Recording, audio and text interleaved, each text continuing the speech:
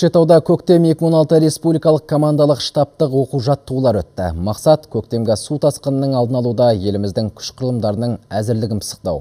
Айта кетейік, Ақмола облысының тұрғындары 2 жыл қатарынан көктемгі судың зардабын шекті.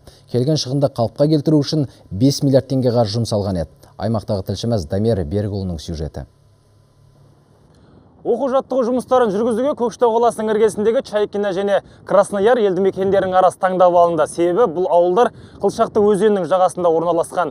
Оның үстіне даладағы еріген қар суы да осы маңайдан өтеді. Ал биылғы қардың қалыңдығы былтырғыдан 2 есе көп екенін ескерсек, бұл маңайды осы көктемде су басу қаупі бар дейді мамандар.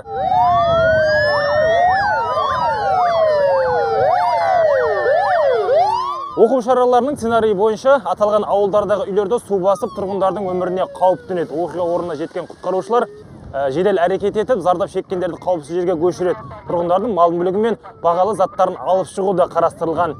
Бұл жаттығуға жүздеген техника мен мыңдаған мамандар қатысты.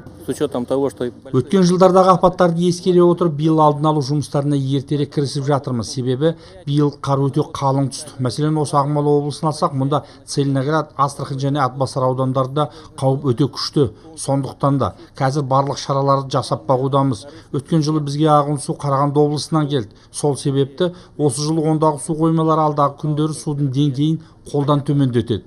Биылғы қатер өткен жылдардағыдан да кем емес. Әсіресе Жабай, Есіл, Нұра және Қалутын өзендері арнасын асуы мүмкін дейді төтеншеліктер. Дегенмен апаттың алдын алу шаралары барынша жасалуда. Шақырымда дамбалар орнатылып, тонналап инертті материалдар төселуде. Ал алдағы күндердің қалай боларын ауа райы көрсетеді. Алайда синоптиктер наурыз айының соңы мен сәуір айының басында өңірде күн күрт жылынады деп отыр.